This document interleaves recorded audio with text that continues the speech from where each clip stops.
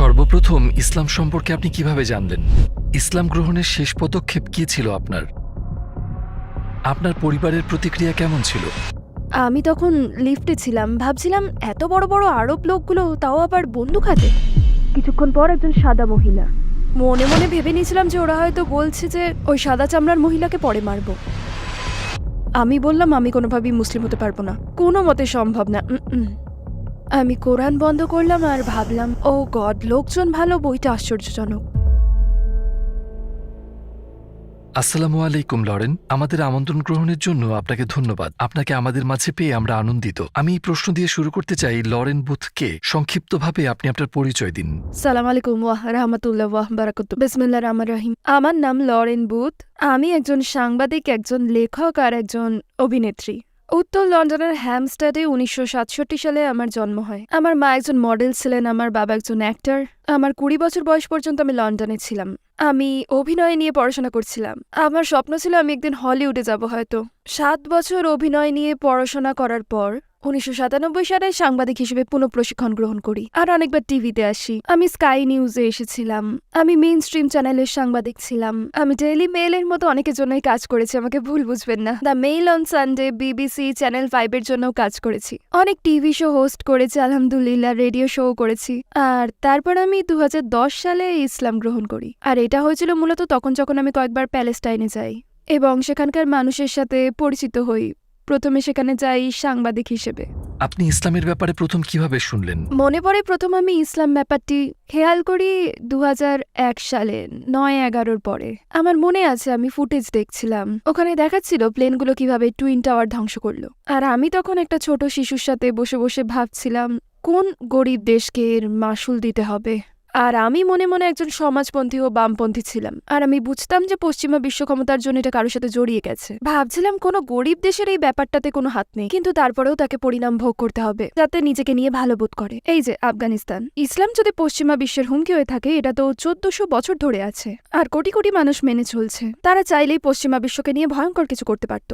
তো একটা ঘটনার মানে এই না যে সারা মুসলিম বিশ্ব একটা ছোট দলের কাজের জন্য দায়ী হবে। এসব কি, এটা মুসলিম জনগণের উপর প্রভাব বিস্তারকারী এবং দোষারোপকারী একটা রাজনৈতিক সিদ্ধান্ত। আমি এটা মেনে নিতে পারছিলাম না, মনে প্রাণে মেনে নিতে পারছিলাম না। আমরা জানি যে আপনি সাংবাদিক হিসেবে প্যালেস্টাইনে অনেকবার গিয়েছেন। আপনি কেন প্রথমবার সেখানে যাওয়ার সিদ্ধান্ত নিলেন? আমার মনে হচ্ছিল একটা অদৃশ্য হাত আমার পিঠে হাত দিয়ে আমাকে প্যালেস্টাইনের দিকে নিয়ে যাচ্ছে। আমার কাছে এর কোনো ব্যাখ্যা ছিল না। আমি আরবি ভাষা বলতে পারি না, আর আমি কোনো ফিলিস্তিনিদেরও চিনি না। কিন্তু আমি সত্যি আমার পিঠে একটা হাত অনুভব করেছিলাম, আর সেটা বলেছিল, ফিলিস্তিনে যাও, ফিলিস্তিনে যাও, ফিলিস্তিনে যাও। আর আমি ওয়েস্ট ব্যাংকে দাঁড়াতে সক্ষম হই, একা কোনো ট্রেনিং ছাড়াই। আপনি প্যালেস্টাইনে আপনার অভিজ্ঞতা সম্পর্কে আমাদের বলতে পারেন? মনে হয় এটা বুঝতে পারাটা খুব গুরুত্বপূর্ণ যে আমি একজন খ্রিস্টান হিসেবে পবিত্র ভূমিতে গিয়েছি, আর আমি যীশু খ্রিস্টের পথগুলিতে চলার জন্য খুবই উদ্গ্রীব ছিলাম। আমার মনে হচ্ছিল যে আমি কোনো তীর্থে আছি। যেখানেই যাচ্ছিলাম সেখানে মনে হচ্ছিল, ও গড, যীশু নিশ্চয়ই এখানেই ছিলেন। কি দারুণ! আমি কখনো আশাই করিনি যে আমি জেরুজালেমে যাব, যেখানে যীশু ক্রুশ টেনে নিয়ে হোলি সেপুলগারে গিয়েছিলেন। ঈশ্বর, যীশু এখানেই ছিলেন। কি দারুণ ব্যাপার, এটা সত্যি হয়েছিল। কিন্তু আমি মধ্যপ্রাচ্যে যেখানে যেতে শুরু করছিলাম, দেখি মুসলিমরা সেই খ্রিস্টান নিদর্শনগুলোর দেখাশোনা করছে। এটাই অবাক হয়েছিলাম। উদাহরণ হিসেবে একটা জায়গা রয়েছে যেখানে যীশুখ্রিস্ট লেবাননের একটা গুহায় কুষ্ঠ রোগীদের হত্যা করেছিলেন, আর ওই গুহার সাথেই একটা চার্চ ছিল, আর যে লোকটি সেটা খুলেছিল সে মুসলিম ছিল। আর আমি বললাম, আচ্ছা তুমি এটার চাবি কোথায় পেলে? সে বললো, এটা অনেক প্রজন্ম ধরেই আছে। আমি বললাম, একটা কথা জিজ্ঞেস করি? ও বললো, হ্যাঁ। আমি বললাম, তোমার পরিবার কি এটা খ্রিস্টানদের থেকে চুরি করে এনেছে? হয়তো খ্রিস্টানদের হত্যা করে নিয়েছে। সে বললো, কি তুমি সত্যি এই ব্যাপারে বেশি কিছু জানো না? না, খ্রিস্টানরা বিশ্বাস করে আমাদের এটা দিয়েছে, কারণ আমরাও যীশু খ্রিস্টের পরোয়া করি। আর আমি প্রথমবার বুঝলাম। আমি বললাম, যীশু তোমাদের প্রফেট হয়, ওকে। আর মুসলিমরাও তার ব্যাপারে অনেক কিছু জানতো। মুসলিমরা যীশু খ্রিস্টের ব্যাপারে অনেক কিছুই জানে। জানেন, সেই 2 সপ্তাহের ভ্রমণটা অবিশ্বাস্য ছিল। আর আমি অবাক হয়েছি যে আমরা এমন একটা বিশ্বে বাস করি, মধ্যপ্রাচ্যের ব্যাপারে যা জেনেছি ভেবেছি সব মিথ্যে ছিল। আপনার কি ইসলামের বিরুদ্ধে কোনো বিদ্বেষ ছিল? আর যদি ছিল, তবে তা কিভাবে দূর হলো? মাহমুদ আব্বাসের সাথে দেখা করতে গিয়েছিলাম। তো আমি একজন পশ্চিমা লেখক যে দলগুলোর এরকম অভিব্যক্তি লিখে থাকে যে, ও গড, বড় বড় আরব লোক বন্দুক সহ, আরো বড় আরব লোক, তার কাছেও বন্দুক। তারপর মনে আছে আমি একটা লিফটে ছিলাম, আর একটা গার্ড হঠাৎ বলে উঠল, কিছু আরবীয় অনুকরণ আর কি। আমার কানে সেটা যেভাবে গেল আর কি, আর আমার মাথায় যেভাবে ঢুকলো সেটা হলো, বড় বড় অক্ষরে আমরা পরেই সাদা চামড়ার মহিলাকে মেরে ফেলবো। ঠিক আমি বুঝতে পারলাম, ও মাই গড, আমি সব আমার মধ্যে নিয়ে নিলাম। আমি ন্যায়পরায়ণ মানুষও এখানে আসিনি। আমার মধ্যে বড় ধরনের বিদ্বেষ আছে। একজন ফিলিস্তিনিকে বেশি ভয় পাই একজন বন্দুকধারী ইসরায়েলির চেয়ে। এমন কেন? আমি কাউকেই চিনি না, তো আমার ভিতরের বিদ্বেষকে খুঁজে বের করতে হয়েছে। কিন্তু মিরাকেলটা হচ্ছে 72 ঘন্টা একা ওয়েস্ট ব্যাংকে থাকার পর আমি যে কেউই হোক না কেন, মহিলা, শিশু বা পুরুষ, তাদেরকে রক্ষা করার জন্য জীবনও দিতে পারতাম। কারণ যে ভালোবাসার দয়া তারা আমাকে দেখিয়েছে, আর বলতে গেলে পুরো পরিবেশটাই আমায় বুঝিয়ে দিয়েছিল যে এটাই তাদের ধর্ম। আপনার এমন কোনো স্মৃতি আছে যা আপনি কখনো ভুলতে পারবেন না? 2005 সালে এই ভ্রমণ শেষের পর আমার কাছে ব্যাগ ভর্তি টুকিটাকি জিনিস ছিল। আমার সাথে শপিং আসা লোকটিকে আমি বললাম, প্লিজ আমাকে একটা ইংরেজি কোরআন খুঁজে দিতে পারবেন? আর ও বলল ঠিক আছে। আমি ভেবেছিলাম এরকম কিছু লেখাই হয়নি। কেউ কেন মধ্যপ্রাচ্যের একটা ছোট ধর্মকে অনুবাদ করবে, কেন ইংরেজি ট্রান্সলেশনের ঝামেলা পোহাবে। আশা করিনি যে ও এটা খুঁজে পাবে। তারপরও কোরআন ইংরেজি বলতে বলতে হঠাৎ ফেরত আসলো। ও ইংলিশ কোরআন খুঁজে পেয়েছিল, আর আমি ভাবলাম বেশ ভালোই। আর তারপর দেখলাম ওটাতে 600 পৃষ্ঠা আছে। ভাবলাম কখনোই আমি এটা পড়বো না। তারপর আমার মনে আছে আমি জেরুজালেমের সেই যুবকটিকে আবার জিজ্ঞেস করলাম কত পাবে আমার কাছ থেকে, কারণ ও ওটা কিনে এনেছিল। তারপরও শুরু করলো এমন করলো ওটা 100 বা আর হয়তো 50 হবে হয়তো। আর আমি ভাবলাম আমি এখানে ঠকে যাবো, আই এম ডান। এসব করার পরও বললো ভুলে যাও, তোমাকে কিছুই দিতে হবে না। বললো তোমার কাছে শুধু একটা জিনিসই চাইবো, চলে গেলে ফিলিস্তিনকে ভুলে যেও না, আমাদের ভুলে যেও না। সুবহানাল্লাহ। সত্যি অসাধারণ ছিল। আর ফিলিস্তিনের সবচেয়ে আশ্চর্যজনক ঘটনাটি কি ছিল? উদাহরণ হিসেবে বলি, তখন জানুয়ারি ছিল। আমি জানতাম না মধ্যপ্রাচ্যে শীত পড়ে। আমার কাছে কোনো কোট ছিল না। মনে আছে আমি রামাল্লাহার রাস্তা দিয়ে হেঁটে যাচ্ছিলাম, আর একজন হিজাব পরা বৃদ্ধা মহিলা আমার দিকে তাকালো আর আরবিতে কিছু বলল। তারপর আমার হাত ধরলো। আমি ভাবলাম এই দিদিমাকে আমাকে ধরে নিয়ে যাচ্ছে, এটাই কি হচ্ছে? আর সে আমাকে উপর থেকে নিচ পর্যন্ত দেখলো আর আমাকে তার বেডরুমে নিয়ে গেল। ওয়ার্ড্রপ খুলে একটা বড় ওভারকোট চাপিয়ে দিয়ে আমার গায়ে বললো ইয়া আল্লাহ। আমি বললাম কিন্তু কি? ও নাম্বার লিখে বললো এই নাও। আর আমি বললাম কি, আমি কোটটা নিয়ে যেতে পারবো? একজন আগন্তুক তার শহরে ঠান্ডায় ঘুরে বেড়াচ্ছে আর তার একটা কোট আলমারিতে পড়ে আছে, ব্যাপারটা সে মেনে নিতে পারছিল না কিছুতেই। আপনি বুঝতে পারছেন কি বলছি? আল্লাহু আকবার। আর আমি যেখানেই গেছি সেখানেই তাদের মধ্যে নম্রতা আর সব পরিস্থিতিকে সর্বোত্তম করে দেখার ক্ষমতা দেখেছি, যেটা আমাকে তাড়িত করছিল। তখন আমার একটা ফ্রেঞ্চ ফার্ম হাউস, একটা ফ্রেঞ্চ গোলাবাড়ি তৈরি হচ্ছিল, একটা সুইমিং পুল, 1 একর বাগান ছিল, আমার সুন্দর সুন্দর ছেলে মেয়ে আর একজন খুব ভালো স্বামী, আর সবকিছু ছিল আমার কাছে। কিন্তু একটা জিনিস ভুল হলেই আমার মনে উথাল পাথাল শুরু হয়ে যেত। যেমন আমার কাজ নিয়ে যদি এডিটার খুশি না হতো, সারা বাড়ি মাথায় করে ফেলতাম, হে ঈশ্বর আমি খুব টেনশনে আছি, আমি খুব চিন্তিত। একটা ছোট্ট জিনিস, সবকিছু পারফেক্ট হতে হবে, না হলে আমি শান্ত থাকতে পারতাম না একেবারে। আর এই লোকগুলো, আর্মিরা তাদের সন্তানদের হত্যা করছে, বাড়িঘর দখলদাররা নিয়ে গিয়েছে, তাদের সাথে রোজই সব ধরনের অবজ্ঞা জুলুম হচ্ছে সেই জায়গাতে। আর তারপর তারা বলবে সালাম, পিস, হাউ আর ইউ, আমাদের সাথে খাবার খান। খুব শান্ত ছিল আর তারা ছিল একদম।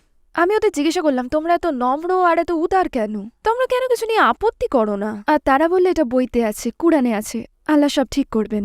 কখন আপনি ইসলামের প্রতি সত্যিই আকৃষ্ট হয়েছিলেন? আমার মনে আছে 2008 সালে আমি অমুসলিম হয়ে আমি গাজায় অবরোধে আটকেছিলাম ওদের সাথে, যারা আজকের দিনেও সেখানেই আটকে আছে। আউজুবিল্লাহ। তখন রমাদান ছিল আর দেখলাম যে লোকজন কোনো না কোনোভাবে একে অপরের উপকার করছে, যদিও তারা নিজেরাই দরিদ্র। তো আমি একদিন ভাবলাম আমিও একটা করি, আর রাফা শরণার্থী কেন্দ্রে একটা পরিবারের জন্য একটু মাংস নিয়ে যাই। তো আমি খাবারটা শরণার্থী কেন্দ্রে একটা মুসলিম পরিবারের কাছে নিয়ে যাই। মাটি দরজা খুলে বলল ভিতরে আসুন, আসসালাম আলাইকুম। চেহারায় একটা আলো ছিল, আর সে একটা খুপড়িতে থাকতো, না খাবার ছিল না জল ছিল। আমি বললাম কেন রোজা রাখছো তুমি? বললাম মনে হয় না আপনার আল্লাহ আপনাকে ভালোবাসে, বলার জন্য দুঃখিত। আমার মনে হয় না ভালোবাসেন, কেন তিনি আপনাদের গাজাবাসীতে 30 দিনের জন্য তৃষ্ণার্ত রাখবেন? 31তম দিনে কখন জল পাবেন? সে বলল আমাদের জল নেই। আমি বললাম বেশ, তাহলে কি 30 দিন আপনারা গাজায় খাবার ছাড়া থাকছেন? 31তম দিনে ফ্রিজ ভর্তি হয়ে যাবে? সে বলল না, ভর্তি হবে না। বললাম আপনার আল্লাহ আপনাকে ভালোবাসেন, একটা কারণ দেখান যেটার জন্য আপনি রোজা রাখছেন। আর সে বলল যার ঘরে কিছুই নেই, আমি গরিবদের মনে রাখার জন্য রমজানে রোজা রাখি। আর আমি সেই মুহূর্তে ভাবলাম এটাই যদি ইসলাম হয় তাহলে আমি মুসলিম হতে চাই। কারণ যদি এমন কোনো ধর্ম থাকে যেখানে ঈশ্বর আপনাকে সেদিন কিছু না দিলেও আপনি তার প্রতি বিশ্বাস রাখেন, কৃতজ্ঞ থাকেন, যদি এমন কোনো ধর্ম থাকে যেখানে আপনার এক বাটি খাবার থাকে আর সেটা আপনি একজন আগন্তুককে দিয়ে দেন, ও ঈশ্বর, ওয়াও, এটাই সেটা। আসসালামু আলাইকুম প্রিয় ভাই ও বোনেরা, আমরা দেখেছি যে আমাদের দর্শকদের 80% মানুষজন আমাদের চ্যানেলে সাবস্ক্রাইব করেননি। আপনারা যেমনটি জানেন আমরা একটি অলাভজনক প্রতিষ্ঠান, আর আমরা আমাদের কোনো ভিডিওতে বিজ্ঞাপন চালাই না। আমাদের লক্ষ্যই হলো শুধু সত্যকে প্রচার করা। কাজটা ছোট হতে পারে, কিন্তু ইনশাল্লাহ অনেকের জন্য এটি পথ চলার সহায়ক হবে। এখন সাবস্ক্রাইব বাটনে ক্লিক করুন এবং একসাথে পথ চলি অনন্তকালের দিকে। আপনি বলেছিলেন আপনাকে একটি কোরআন দেওয়া হয়েছিল, তারপর কি হয়েছিল? আপনি কি সেটা পড়েছিলেন? তো আমি এই পবিত্র কুরআন একটা উপহার হিসেবে পেয়েছিলাম। আর একদিন যখন আমার বাচ্চারা কাজে ছিল তখন সেটা খুললাম আর ভাবলাম আচ্ছা হাত ধুয়ে নি। আমি জানি ওরা হাত ধুয়ে না, এটা খুব গুরুত্বপূর্ণ বই, আমি এটা গুরুত্বের সাথে নিলাম। আমার ধর্মগ্রন্থ না হলেও এটা ধর্মগ্রন্থ হতে পারে, আসল ধর্মগ্রন্থই, তো আমার এটা সম্মানের সাথে পড়া উচিত। আমি আলফা দিয়ে বললাম আর ভাবলাম ওকে, এটা অনেকটা ঈশ্বরের প্রার্থনার মতো। একই জিনিস, একই ঈশ্বরের প্রার্থনা করো, তার কাছেই চাও, তার প্রতি কৃতজ্ঞ হও, খারাপ হয়েও না, ভালো কাজ করো, আমি ঠিক আছি। তো সূরা ফাতিহা ঠিকই ছিল, এটার সাথে আমার খ্রিস্টান মতামতের মিল ছিল। তারপর এলো সূরা বাকরা, যেখানে এক আয়াতে বলা হয়েছে যে অনেকেই ছিল যারা বলতো যে তারা বিশ্বাস করে, কিন্তু তাদের মনে ছিল ভণ্ডামি এবং তারা জানতো তারা সত্য কথা বলছে না। আর আল্লাহ মিথ্যাবাদীদের অপছন্দ করে, মানে এটা আসলে আমার কপটতাকে ধরিয়ে দিচ্ছিল। আর আমায় বলছিল যে আমি জাহান্নামে যাব, কারণ আমি ঈশ্বরে বিশ্বাস করতাম কিন্তু এই ব্যাপারে কিছুই করতাম না। আমি খারাপ সিদ্ধান্ত নিচ্ছিলাম, ভালো মানুষ হয়েছিলাম না, উপাসনা করতাম না, এই ব্যাপারে মাথা ঘামাতাম না, মিথ্যা কথা বলতাম। আমি কুরআন বন্ধ করলাম আর ভাবলাম ও মাই গড, আমি ঠান্ডা অনুভব করছিলাম, দিনটা গরমে ছিল কিন্তু ভয় তাও অনুভব করতে শুরু করলাম। আমার কাছে কুরআন ভয়ঙ্কর ছিল, তো আমি ওটা নিলাম আর একটা উঁচু থাকে রাখলাম আর ভাবলাম বাহ, লোকজন ভালো, বইটা আশ্চর্য, কারণ আমি আগে কখনো ঈশ্বরকে এত রাগান্বিত দেখিনি। তিনি আমার উপর রেগেছিলেন। আপনি মুসলিমদের থেকে দাওয়া পেয়েছেন? আমি দাওয়া পেয়েছিলাম ভ্রমণকালে এক জায়গা থেকে। একদল লোক ছিল যারা আমার সাথে একদম নির্দিষ্ট ছিলেন। জানেন তারা কারা ছিল? সোলামি ট্যাক্সি ড্রাইভার। তারা কিছু ঘুরিয়ে পেঁচিয়ে কথা বলে না, লা লা লা লা লা, আর তারাই আমাকে দাওয়া দিয়েছিল। তো আমি বললাম আসসালাম আলাইকুম, কারণ আমি ফিলিস্তিনে গিয়েছি আর আমি ভাবলাম এটার অর্থ হ্যালো। ওয়ালাইকুম সালাম, আপনি কি মুসলিম? না, তবে আমি আগ্রহী। বাপরে, সাবধান হয়ে যান, কারণ আপনি এখানেই একটা লেকচার পাবেন, আপনার ড্রাইভারি থেকে খুতবা শুনতে পাবেন। আমি সেগুলো উপভোগ করতাম। তো তারা বলতো যেমনটা আমাদের মহানবী আসিয়াকে বলেছিলাম ইত্যাদি ইত্যাদি। আর আমি একজন চমৎকার, একজন মহৎ মানুষ যিনি 1400 বছর আগে একটা আরব মরুভূমিতে বাস করতেন, যিনি লিখতে বা পড়তে জানতেন না, কিন্তু মানুষকে শিখিয়েছেন কিভাবে নিজেকে আর পৃথিবীকে বদলে ফেলা যায়। আর আমি মোহাম্মদের প্রেমে পড়ে গেলাম ওই সময়।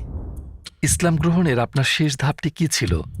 2007 সালে আমি ইসলাম চ্যানেলে একটা চাকরির প্রস্তাব পেলাম, কারণ আমি তখন ফিলিস্তিনিদের ন্যায়ের প্রচারণা করছিলাম আর ইরাকের মানুষের জন্য।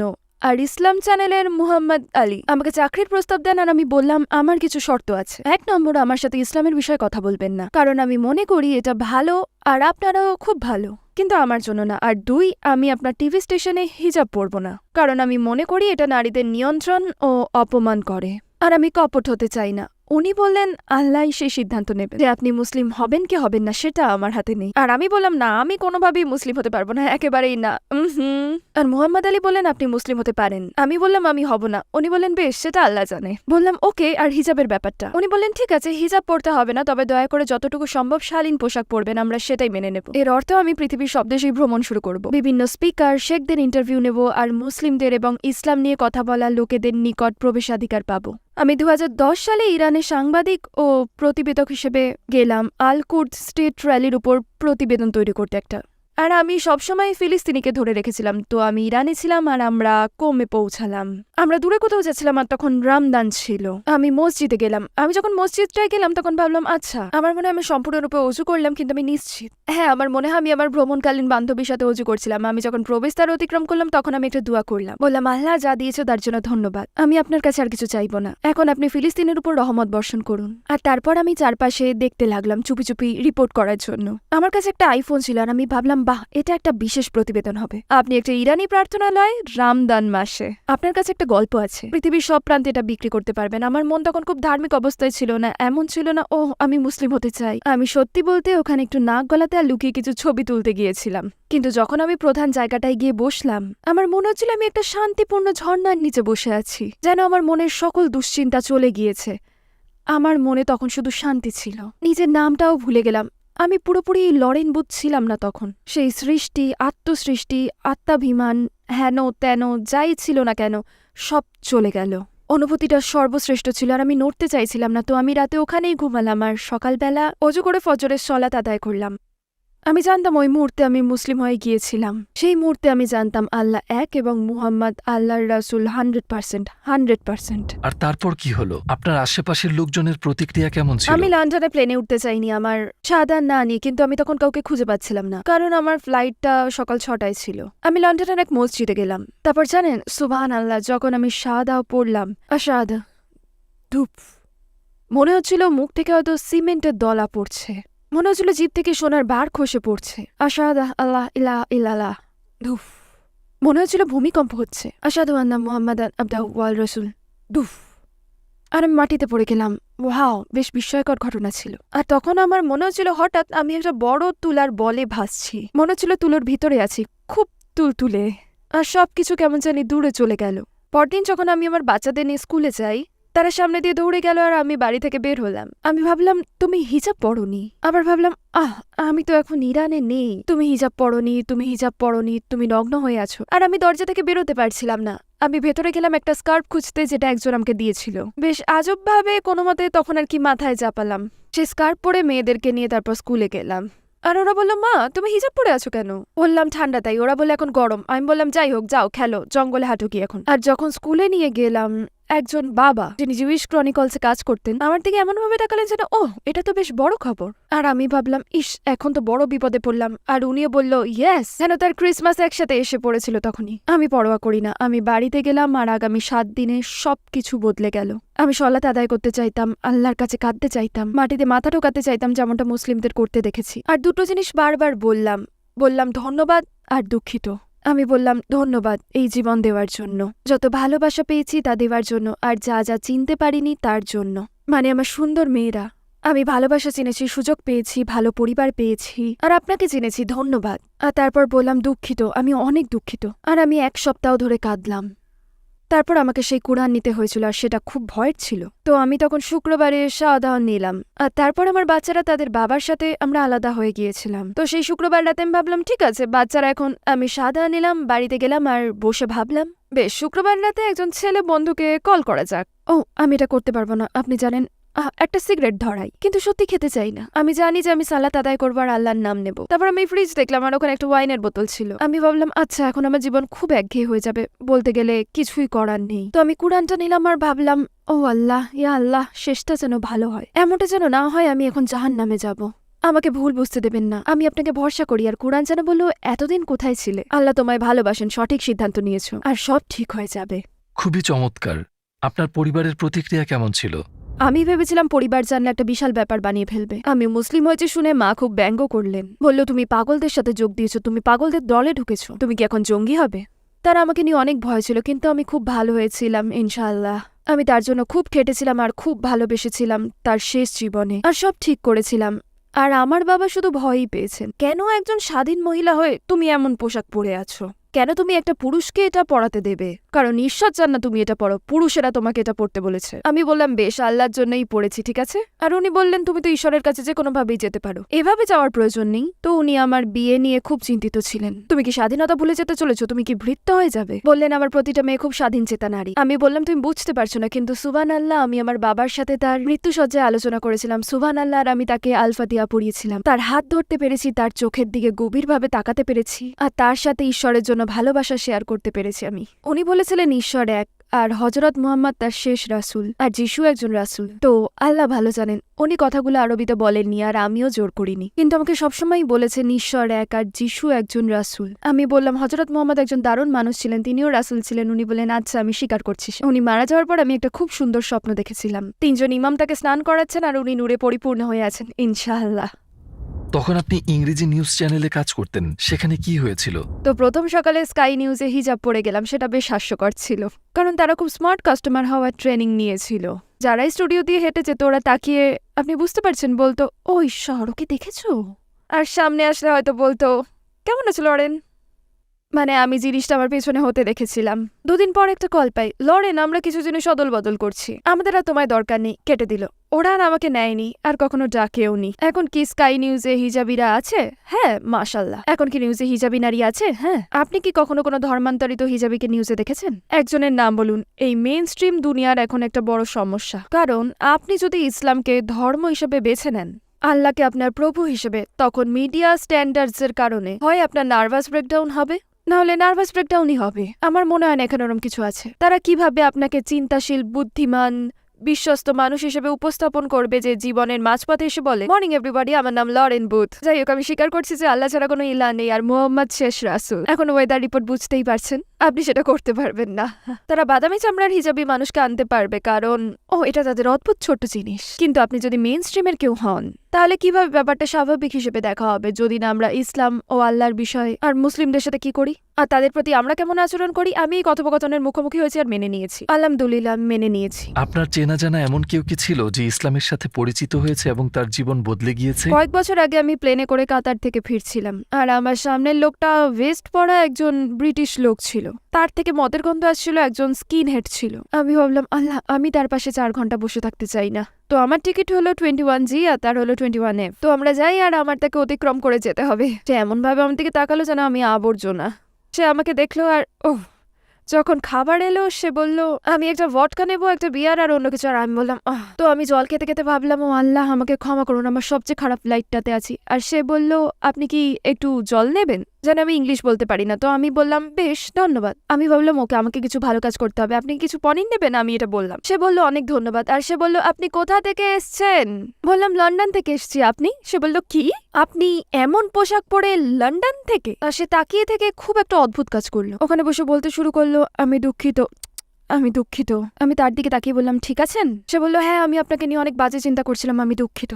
আমি বললাম, আপনি তো আমায় সেগুলো বলেননি, তাই না? সব ঠিক আছে, চিন্তা করবেন না। ছোট করে বললে, আমরা 4 ঘন্টার বেশি সময় ধরে কথা বললাম। আমি বুঝলাম সে বলল সে বিষাদগ্রস্ত, সে বাঁচতে চায় না আর, সে একজন খারাপ মানুষ। আমি তাকে বললাম, না, সবার জীবনেই এমন একটা সময় আসে, আমরা তখন ভগবানের কাছে প্রার্থনা করি। আপনি করেন? আপনি কার কাছে যান? সে বলল, আমি এসবে বিশ্বাস করি না। আমি বললাম, এমন কেউ বা এমন কিছু নিশ্চয়ই আছে যেখানে আপনি এমন বোধ করলে যান। সে বলল, হ্যাঁ, আমার কাছে মায়ের একটা ছবি আছে। কখনো আমি তার কাছে কাঁদি আর বলি, মা, আমাকে সাহায্য করো। একটা 40 বছরের লোক এরকম কষ্টে। আমি তাকে বললাম, আচ্ছা, আপনার মা কি ধার্মিক ছিলেন? বলল, হ্যাঁ, উনি অনেক প্রার্থনা করতেন। বললাম, আপনার মা কার কাছে প্রার্থনা করতেন? বলল, ঈশ্বর। আমি বললাম, আপনি যদি পরবর্তীতে এমনটা ভাবেন, আপনার মা যার প্রার্থনা করতো তার প্রার্থনা করে দেখবেন। আর যেন একটা ছোট বাতি জ্বলে উঠল। হ্যাঁ, ঠিক বলেছেন, আপনি ঠিক বলেছেন, একদম। আমার ব্যাগে তখন একটা ইংরেজি কুরআন ছিল, আলহামদুলিল্লাহ। আর আমি তাকে সেটা দিলাম। আর এই বড় মানুষ, ব্রিটিশ বড় মানুষটি প্লেন থেকে নামলো, ধন্যবাদ, ধন্যবাদ বলতে বলতে। তো সুবহানাল্লাহ, মানুষের সাহায্যের দরকার, আমাদের অ্যাক্সেস পয়েন্ট হতে হবে ইনশাআল্লাহ। আর কেউ সেটা নিষ্ঠার সাথে তৈরি করেছেন আউটপুট সৃষ্টি করতে, তরুণ মুসলিমদের দেখে রাখতে, আমাদের একটা জায়গা দিতে যেখানে আমাদের ঐতিহ্য নিয়ে গর্ববোধ করতে পারি আর এটা দেখে রাখতে পারি। আর অমুসলিম আর যারা সন্দেহ করছেন তাদের জন্য প্রশ্ন করার জায়গা করতে ইনশাআল্লাহ, এটা খুব ভালো উদ্দেশ্য। আপনি কি যেসব কাজ করে এসেছেন এবং ভবিষ্যতে করবেন তার ব্যাপারে আমাদের বলবেন? আমার কাছে এখন বড় প্রকল্প হচ্ছে পৃথিবীর কাছে মুসলিম মনোভাব কেমন তা প্রকাশ করা। টাইপ কি, ধার্মিকতা কি, কিভাবে সেটা নিয়ে কাজ করা যায়, প্রাত্যহিক জীবনে তার অবদান কি। আলহামদুলিল্লাহ, বড় প্রকল্পগুলির একটা যেটা আমাকে তাড়িত করে সেটা হলো মুসলিমদের বলা যে আমাদের ঐতিহ্য কতটা মহান, আর তা অনুধাবন করে আমরা কিভাবে আবার মহান হতে পারি। আলহামদুলিল্লাহ, একটা বই লিখেছি যার নাম in search of a Holi land. আল্লাহর অশেষ কৃপায় এটাকে একটা অডিও বুকেও রূপান্তর করেছি যাতে মানুষ শুনতে পারে। অনলাইনে আছে। আমি একজন প্রযোজকের সাথে আমার বইয়ের উপর একটা নাটক তৈরি করে পরিবেশনা করেছে, ওটার নাম হচ্ছে অ্যাক্সিডেন্টলি মুসলিম। আমরা সেটা 900 বেশিরভাগই অমুসলিম লোকেদের কাছে এডিনবার্গ ফ্রিঞ্জ ফেস্টিভ্যালে দেখিয়েছি। আমি মানুষকে ইসলাম যা তা দেখাতেই ভালোবাসি। এটা হৃদয়ে একটা প্রভাব ফেলে আর সমাজে একটা ভালো প্রভাব বিস্তার করে। যদি আপনাকে পৃথিবীর সকল অমুসলিমদের সাথে কথা বলার সুযোগ দেওয়া হয়, তাহলে 1 মিনিটে তাদের কি বলবেন? হে আল্লাহ, আপনি ঘরে বসে আছেন, এমন সময় যখন আসে আপনি জানেন না কেন বেঁচে আছেন, আপনি দুঃখ কষ্টের সাথে সময় অতিক্রম করছেন আর আগের মতো কিছুতেই মজা পাচ্ছেন না। আপনি অনেক কষ্টে আছেন আর হয়তো কখনো আপনি জানেন না আপনি কেন বেঁচে আছেন, আর আপনি কারো কাছে সাহায্য চাইতে চান, কিন্তু আপনি জানেন না কিভাবে, আর সবকিছু অদ্ভুত আর মেকি মনে হয়। ঈশ্বর এক, যখন এরম মনে হবে একটা গোলাপ ফুলকে দেখুন, বাগানের একটা গোলাপ ফুলকে দেখুন আর ভাবুন এটা আমাদের সুবাস দেয়। আপনার এমন মনে হলে মৌমাছিদের দেখুন আর ভাবুন মধু কত সুন্দর, কত সুস্বাদু, এটা একটা নিরাময়ও। গলা ব্যথা করলে আমরা এটা খাই। শুধু ভাবুন কিভাবে প্রকৃতি আমাদের পাশে আছে, কত সুন্দরভাবে বৃষ্টি পড়ে মাটিতে যায়, গাছের শিকড়ে যায়, তারপর গাছে পাতা হয় বা ফুল হয়, তারপর সেই ফুল ফল হয় যা আমরা খেতে পারি। আর এটাতে উপকার রয়েছে, আর আমরা পরম করুণাময় ও দয়ালু স্রষ্টার উপস্থিতি টের পাই। ধন্যবাদ বোন লরেন আমাদের সাথে থাকার জন্য। তাহলে আমাদের অন্য প্রকল্পেও দেখা হবে ইনশাআল্লাহ। আসসালামু আলাইকুম ওয়া রাহমাতুল্লাহি ওয়া বারাকাতুহু।